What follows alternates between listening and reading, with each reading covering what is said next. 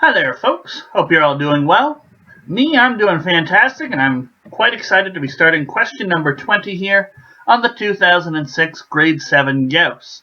This is the last question in Part B, and then we will be up to Part C, where the questions are a little harder, and they're worth a lot more. So, question 20. The letter P is written in a 2x2 grid of squares as shown. So we've got P in the upper right corner. A combination of rotations about the center of the grid and reflections in the two lines that go through the center achieve the results. And now we've got P down here in the bottom left corner, and it's sort of been flipped and rotated. It's a little wonky. Okay. They're not actually telling us the rotations that we need to do, so that might be something we need to work out. When the same combination of rotations and reflections is applied to the same 2x2 grid, but now A is in the top left corner, the result is, and then we have some possibilities. So we don't actually know the types of combinations and rotations. Now, if you wanted to, you could say, all right, let's draw my results. I start with P up here, then something happens.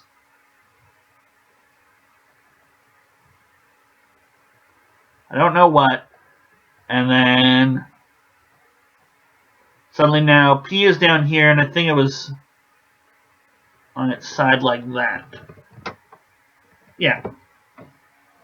Okay. So you might, if you're really good with this sort of spatial stuff, you might be able to say, well, the base of the P should be pointing at this blue line, and so now this blue line is here. And the side of the P should be facing this guy, and now that line should be here. So what's really happened is we have sort of reflected in this line here. That's ultimately what it has been achieved. Okay? And if you can make that connection and you're good with that stuff, that's great. Some people are able to sort of see those right away, some people not so much. And some people are great two-dimensionally with these sorts of things, and it just goes terribly wrong when it comes to 3 dimensions. I'm that sort of a person. But if you can make that connection, then you say, okay. Now with the A thing, if we're doing the same sort of result, ultimately what has happened is we appear to reflect in this green dotted line. Okay, so what would happen? Well, this the pinnacle of the A would now pop over on the side. And then you might say something like, well,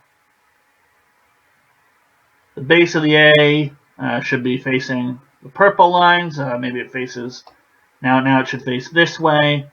So we're looking for an answer that sort of looks like this. And that is C. No, it wasn't C, it's B. So you can make that connection, and we get B. Okay? Now, suppose you're not good with this sort of thing. Okay? There's other ways we can handle it. You could say, well, it's got to be rotations around the center, so what does this guy look like when we rotate it? If we rotate it once this way, now suddenly the P is down here. And you rotate it again that way, now suddenly the P is over here. And then you could slowly fill out everything that's going to happen to this P. And now you can take each of these, and now what happens when we reflect? So what happens when I reflect this one in the vertical axis? Suddenly he looks like this. And you can mess around with this. It's going to be time consuming, but eventually you'll see some combination of things that will get you this. Make note of what they are, and then bring yourself back to what happens with A. Another thing you can do, if you're the sort of person who brings props, is you can get a scrap piece of paper and a dark pen. I haven't tested them out. He should work. Yeah, there we go.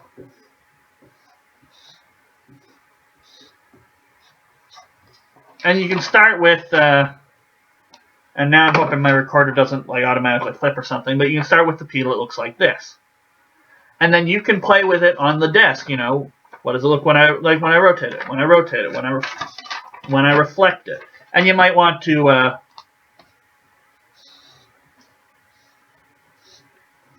draw it on the back as well.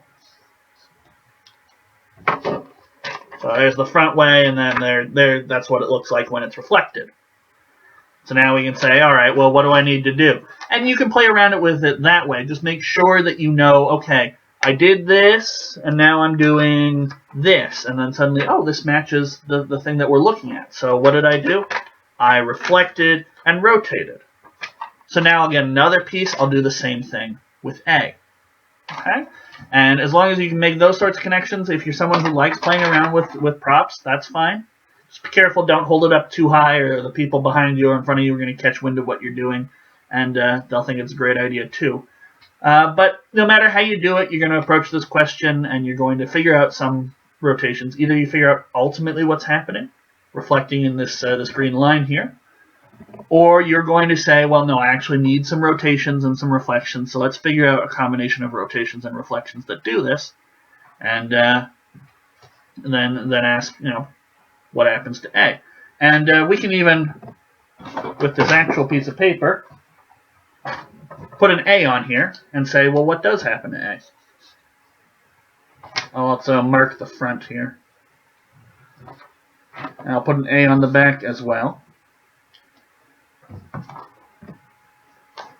So I've got my P, and what did I need to do? I reflected it and rotated, and that got me the P. And then what happened to the A? Well, he stayed in the top left from your perspective, not from mine right now. But he stayed in the top left, and he rotated on his side just as we predicted. Okay? Just as the people who are really good with the spatial stuff would have been able to sort of just see, oh, it's reflecting about that green line. But, yeah, however you do it, that's it. There's not a whole lot of these sort of spatial orientation questions. I remember there was one with, I think, the word post or stop a number of years ago as well. But they don't pop up a whole lot, which is a shame, because I do like them, and they're a great excuse to bust out some actual tactile stuff.